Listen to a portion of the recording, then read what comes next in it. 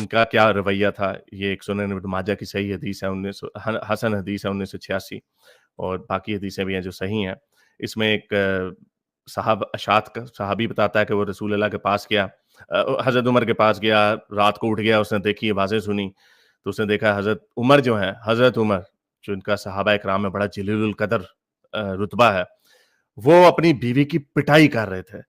अशात ने पूछा, ये आप क्या कर रहे हैं? जैसे लोग बीच बचाव करते हैं, अच्छी बात है, बीच बचाव कराना चाहिए। तो उसने कहा, हज़रत उमर ने बजाय इसके कि रुक जाते, उन्होंने उसको कहा कि मैंने रसूल अल्लाह से सुना है कि अगर कोई खावंद अपनी बीवी को पीट रहा हो तो बीच में नहीं आना।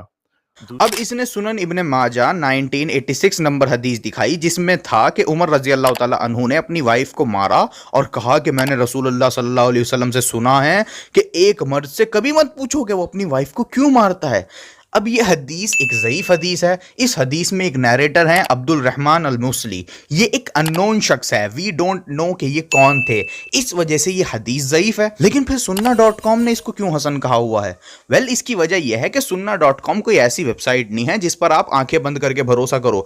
इस वेबसाइट में सैकड़ों मिस्टेक्स हैं। चलो मैं आपको शेख अलबानी की तहकीक दिखा देता हूं। उन्होंने इस हदीस को ज़ईफ कहा है। देखें सुनन अबी दाऊद 2147 नंबर हदीस में देखें, यही शख्स अब्दुल रहमान अल मुसली हैं जो इस वाली हदीस में है, सेम शख्स हैं। एंड शेख अलबानी ने भी इस हदीस को वीक कहा है, clear as day light. Same शख्स को ज़ईफ कहा है शेख अलबानी ने भी।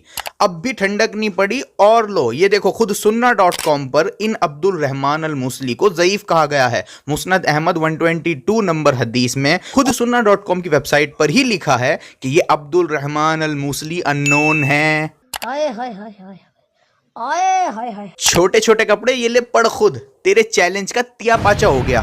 ठीक है, इसके पास कोई जवाब नहीं था, इसकी कोई ट्रेनिंग नहीं है, ना इसको हदीस का पता, ना इसको तफसीर का पता, ना इसको इजमा का पता। ये जाहिल आदमी है ये।